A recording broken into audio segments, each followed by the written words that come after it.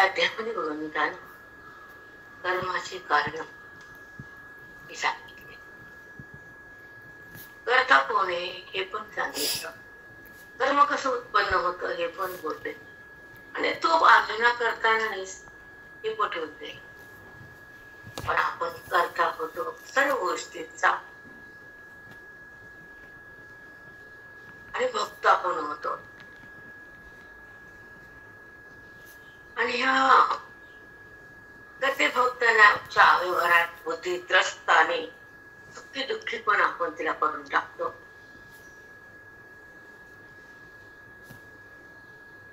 जेव्हा बुद्धीवर मरक होती तर ते कर्तेपणाची ओळख निघून जाते, कर्तेपणाच नाही राहत शिल्लक. मग भक्तेपणा कशाला येतो तुम्हाला? कर्ते भक्तापणा विना जो व्यवहार करतो आणि कर्म त्याच्याकडनं घडतं, तर ते पाप पुण्य विरहित असतं आणि सुख दुःख रहित असतं. ज्ञानी महात्मा कर्मातही नाही, सुखातही नाही, दुःखातही नाही, तो देहातही नाही, तो परमात्म्यात विराजमान असतो. ही खून ज्ञानाची आहे, हे वैभव अध्यात्माचे, तो आनंद परमात्म्याचा आहे. ही भेट त्या स्त्रियांची. जेव्हा कर्म बुद्धीतलं सुटतं, कर्तेपणा संपतो आणि ते मन रामाला ओळखतं, आणि रामापाशी जातं, राम होतं. सुंदर लाभ आहे आमच्या ज्ञानाचा, पण आपण लाभ घेतच नाही, आपण दुःख घेतो.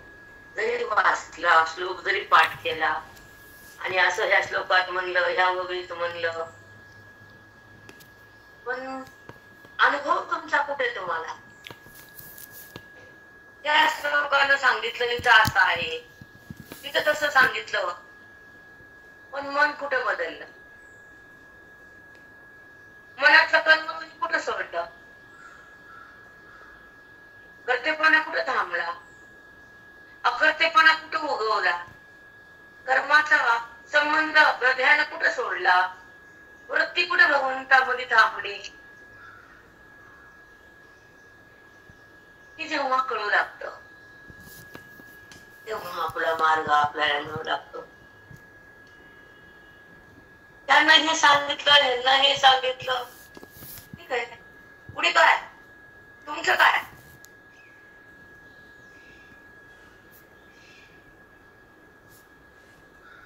नमस्ते, मी बोलले काय?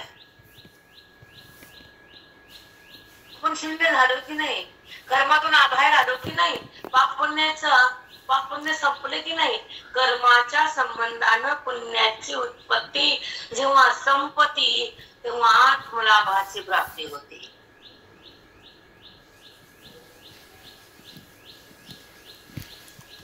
वाक्य समजला?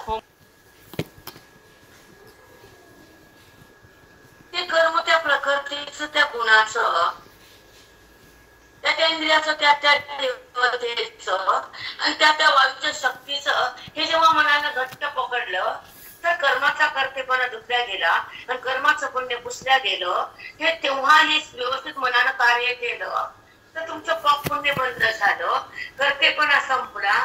नुसतं बोलून ऐकून काय लाभ झाला? मग कळलं कितपत एक क्षणात कळतं, पुन्हा संसारात तोंड जातं, मग धगधग होतं, कर्तेपणा डोक्यात येतो, सुख दुःख तयार होतात. काय बनल्यानं काय होतं? हा श्लोक वाचला, ह्या श्लोकातून हे कळालं, तिथं ते बोलले, हे श्लोक असं सांगितला, मनानं ऐकला का? तशी अवस्था झाली का? त्या इंद्रियांना कर्म होतंय आणि त्याच्या देवतेमुळे होतंय, 5 कारणानं कार्य होतंय.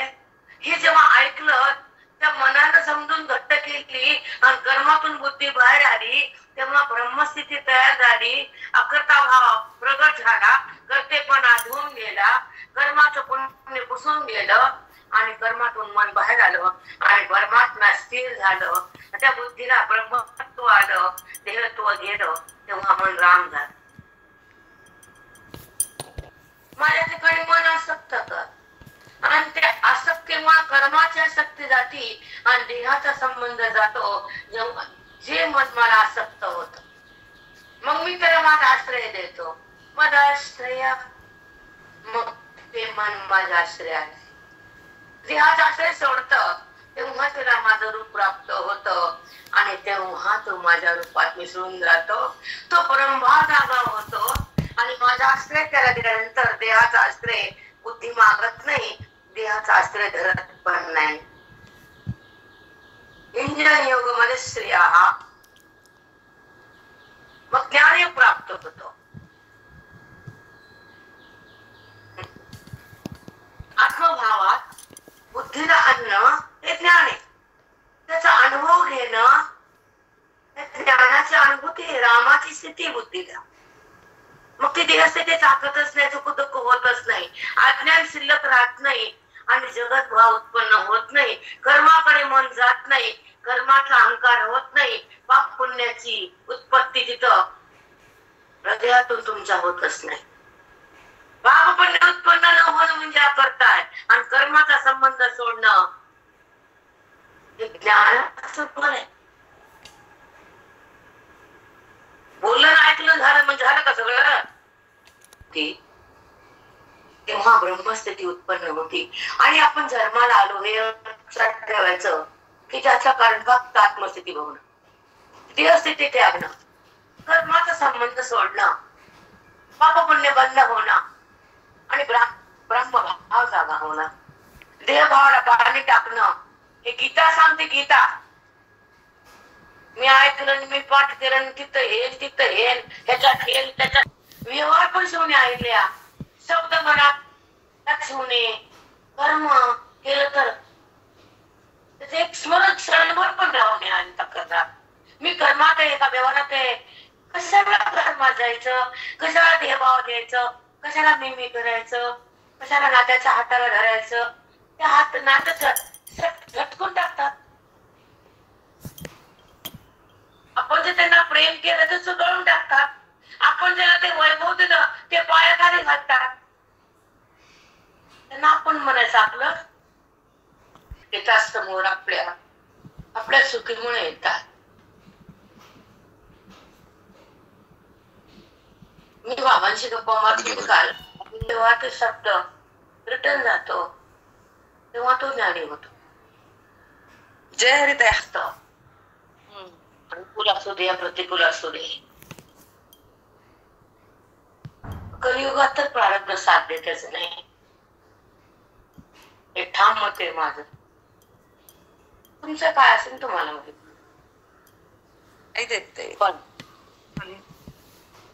पण चांगल्याची परीक्षा आहे. तसं नाव कलियुग आहे.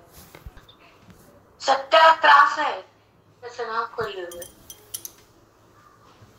जे ज्ञानाकडे त्यांना छळ आहे त्याचं नाव कलियुग आहे. जे भक्त त्यांना शुद्ध जो काही आहे तो मी आहे, ती भावना आपण थोडी विसरतो. मोहात घसरतो, व्यवहार पसरतो, ते विसरतो. मोहात घसरतो, व्यवहार पसरतो, परमात्मा अंतरतो. भगवंत कृष्ण परमात्म्याने अर्जुनाला काय सांगितलं की तू कर्माचा कर्तेपणा घ्यायलास आणि रडायलास. जे कर्म घडत, जे कर्तेपणा तू धारण करतो, बुद्धी करता बनती तेव्हा अज्ञानामुळे, भोगता होती त्या कर्तेपणामुळे. पण करता भोगतेपणा जातो माझ्या ओळखीमुळे. माझी ओळख करून घे आणि कर्म कसं घडत हे जाणून घे. कर्म घडताना 5 कारण येतं आणि त्या कारणामुळे कर्म आहे, तुझ्यामुळे कर्म नाही. म्हणून सुख दुःख लावून घ्यायचं काम नाही, असं भगवंत बोलले. कर्म मी करते हा कर्तेपणा जावा पहिल्यांदा. पण आपण स्त्रिया तर खूप कर्तेपणा राहतो, कारण सगळ्या घरामध्ये कर्तेपणा स्त्रियांचाच कारभार असतो. पुरुष मात्र अडिक्त असतात. ते कमवतात, धन देतात, पण त्यांच्याच बहिणीला करायचं असतं तर ती बाई अडवी ती. माझंही म्हणते काही कष्ट नाही, काही तिचा हक्क नाही त्याच्यावर. जो कमवतो त्याचा हक्क, पुरुष कमवतो त्याचा हक्क आहे. आणि हे कारण कर्म करतात, त्या कारणाच्या कर्मावर हक्क आहे का तुमचा हक्क आहे? बरोबर आहे माऊली. त्या पुरुषावर वर्चस्व करते आणि आता हे करायचं नाही, त्याला ते करायचं नाही, त्याला असं करायचं नाही. पुरुषाला त्याग करते स्त्री आजच्या पिढीची.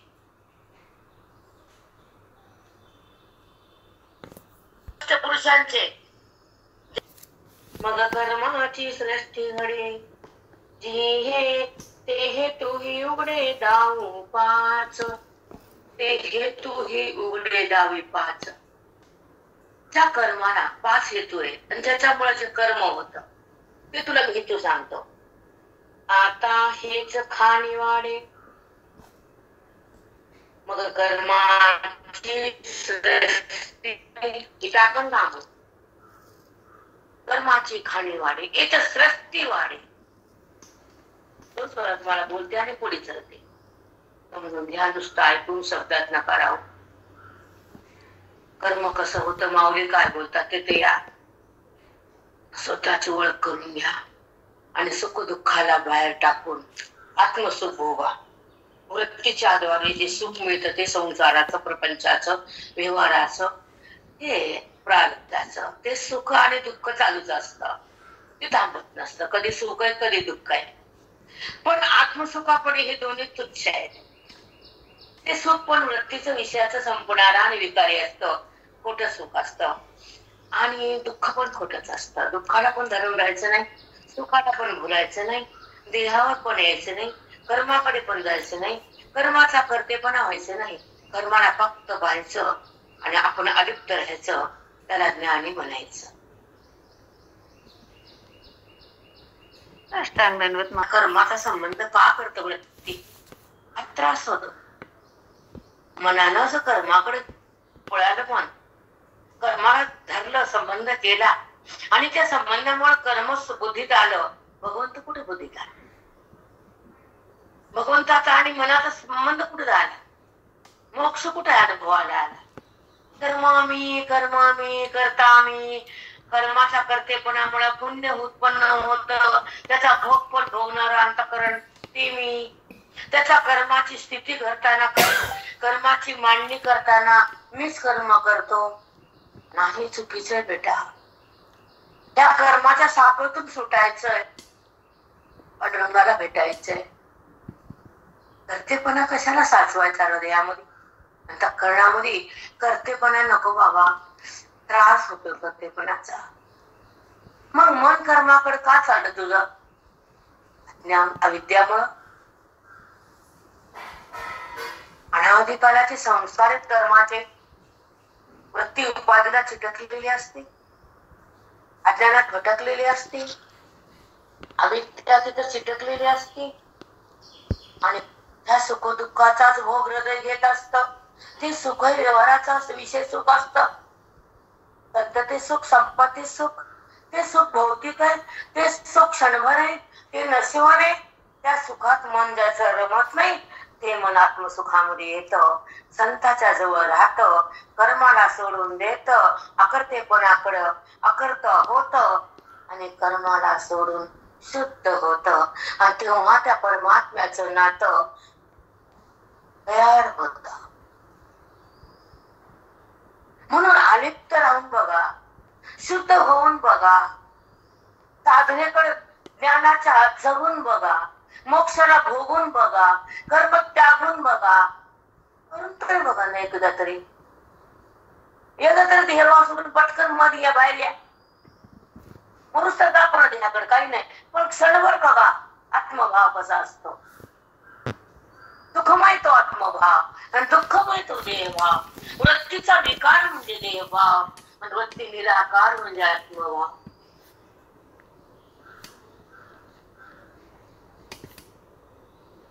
साष्टांग आपल्या साधकाला कळत नाही, साधक सुद्धा न मिळणे बरे. खरंय माऊली. साष्टांग दंड. मी करत नाही, प्रकृती मी नाही. प्रकृती गुण उत्पन्न होतात. प्रकृती पंचमहाभूताची आहे, अधिष्ठान परमात्म्याचे, संबंध ब्रह्म मायेचा आहे, क्रिया त्या पाच कारणाची आहे, आणि नंतर कर्म आहे. तिथं कोण करतेपणा करतो? मी कुठं कर्म आहे? माझं कुठं कर्म आहे? माझ्यामुळे नाही, त्याला मी पाहणार आहे. आणि कर्म पाच गुणामुळे हे जर त्यांना कळालं, त्याला ज्ञान मिळालं, अज्ञान जळालं, आणि त्याला तो आपल्या पदावर आला, तो मुक्त झाला आणि आत्मा राम झाला. सुखी जीवन म्हणते त्याला. मुलाचे ते दोष का वाढवायचे? तुला पती कळत ना का किती राबत ते? तुझी अक्कल काय धारण टाकली का तू? असं तुमची अक्कल घाण टाकले कर्मात. कर्म करताना ते पाच कारणे ती बुद्धीला कळत नाही, आणि माणूस किती राबतो त्या बायला कळत नाही. कुसारे असू दे, येडे असू दे, केसाने असू दे. पण जेव्हा ज्ञानेश्वरी हातात आली, सत्संग सुरू झाला, तर माऊली जे बोलते ते सांगावं लागतं आम्हाला आणि कळावं लागतं तुम्हाला. कर्म प्रारभते नरः न्यायं वा दुरितं वा अंजते तस्य हेतवः. आता आपण एका शब्दाकडे, चरित्रवां मनोभिर्यत् कर्म प्रारभते नरः न्यायं वा विपरीतं वा पंचचेते तस्य हेतवः. शरीर वांग मन भरित जे कर्म होता ना जुना, शरीराच्या द्वारे माध्यमातून शरीराच्या त्या कर्माला शरीर मन आणि वाचा. शरीर वांग मनोभिर, शरीर वांग मन म्हणजे मन, येत कर्म म्हणजे शरीर मन वाचा, आणि येत कर्म म्हणजे तिथून कर्माला सुरुवात होती. प्रारभते म्हणजे प्रारंभ होतो. प्रारभते श्लोक बघितला का? हो हॅलो, ऐकूया ना? येत कर्म नर म्हणजे त्या कर्माला आरंभ.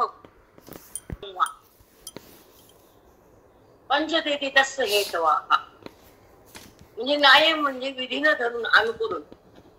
न्यायम वा विपरीतम वा. न्याय म्हणजे विधीला अनुसरून जे जे करायचं त्या नियमानं जे जे कर्म ज्या वेळी केलं जातं, त्यातून त्या कर्माची पुण्याची उत्पत्ती होती. आणि त्या कर्माचा संबंध बुद्धीच्या द्वारे अविद्येमुळे होतो. ते अज्ञान जेव्हा हृदयामध्ये प्रवाहित होतं, मग ते कर्माचा कर्तेपणा जेव्हा तुमच्यापाशी येतो, तेव्हा ते भगवंतापासून अलग असतात, देहाच्या संबंधानं एकरूप असतात.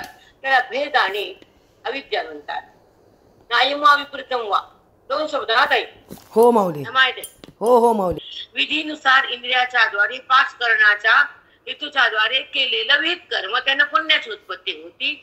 विपरीतम वा म्हणजे विधीला सोडून आपण जे कर्म केलं, निषिद्ध कर्म झालं, त्यातून पापाची उत्पत्ती झाली. पाप आणि पुण्याची भरती सुरू झाली, तेव्हा ते कर्म, ते मन, ते प्रारब्ध सगळं नवीन नवीन बनतं. तेव्हा ते माग अविद्या असती ना, अविद्या तुम्ही जिवंत ठेवता कर्माच्या कर्तेपणामुळं. मग ती अविद्या तशीच राहते आणि कर्तेपणा होत राहतो. पाप पुण्याचं खातं होतं आणि त्यानुसार तो जन्म येतो. त्या जन्माला कारण कर्म आणि त्याचा संबंध आणि त्याच्या पाठीमाग असलेली अविद्या, याची साखर जेव्हा तुम्ही सतत कायम ठेवता, तर म्हणून तुम्हाला त्या माझी प्राप्ती होत नाही आणि तुम्हाला देहभाव संपत नाही, असं भगवंत बोलले. नाही विपरीतम वा कळायला का? पंचते तस्य हेतवः. पंचते पाच करणाकार, पाच हेतून मिळालेलं पाच हेतू एकत्र येऊन जेव्हा कर्माची उभारणी होती आणि क्रिया उत्पन्न होती, तर ते पाच करणे पंचते तस्य हेतवः. पाच कर्म आहेत, त्या कर्मात ते कारण आहेत, त्या कर्माला ते कारणीभूत आहेत. हे जर असा निश्चय केला तर कर्म मी नाही, कर्माचा करता पण नाही आणि भोगता तर व्हायची गरजच नाही. जिथं कर्तेपणा संपला तर भोगतेपणा पण त्या बुद्धीला टाकला. म्हणून हे तस्य हेतवः त्या कर्माला त्या प्रकृतीच्या मध्ये असलेले गुण आणि ते पाच हेतू आणि मन कारणीभूत आहे, त्यानुसार ते कर्म घडत आहे, असं भगवंत अर्जुनाला सांगतायत. एवढा हा श्लोकाचा भावार्थ जर कळाला तर तो श्लोक तुम्हाला पूर्ण हृदयामध्ये लागला. घर यत् कर्म प्रारभते नरहा शरीर वांग मनोभिर यत् कर्म. जे कर्म घडतं तर शरीर आणि मनाच्या साह्यानं आणि नंतर प्रारभते, तिथं प्रारंभ होतो कर्माला. आणि त्या कर्माला जे 5 हेतू कारणे ते पंच न्यायम वा विपरीतम वा. ते जर कर्म विधीला अनुसरून असेल तर पुण्याची उत्पत्ती होती. ते कर्म निषिद्ध असेल, विधीला सोडून असेल तर ते विपरीत होतं, तिथं पाप तयार होतं. आणि तस्य पंचते तस्य हेतवाहा. त्या अशुद्ध कर्माला आणि शुद्ध कर्माला सुद्धा, पापाला सुद्धा आणि पुण्याला सुद्धा जे जे कर्म लागतं त्या कर्माला 5 हेतू कारण आहेत. हा श्लोकाचा भावार्थ. तू कर्म मधात गीता समजती म्हणून आम्हाला हे समजणं चिंतनुसार केलेलं कर्म विपरीत म्हणजे अशुद्ध, विधीला सोडून केलेलं कर्म. स्नान न करता पाणी पिणं, खाणं वगैरे वगैरे, उशिरा उठणं, खोटं बोलणं, वाईट वागणं, घरातल्या माणसाला त्रास देणं, एकमेकाचा मत्सर द्वेष करणं, हे बंद व्हावे. आपले शांताने स्थिर राहावं, हृदय पावन करावं, कर्माला सोडून जगावं, पाप पुण्याला भुलू नये, अकर्तेपणा टाकू नये, कर्तेपणावर जगू नये, कर्माची स्थिती येऊ नये. कर्माचा अत्यंत अभाव करावा. कर्माला कामे बाहेर जायचे ही सांगतात.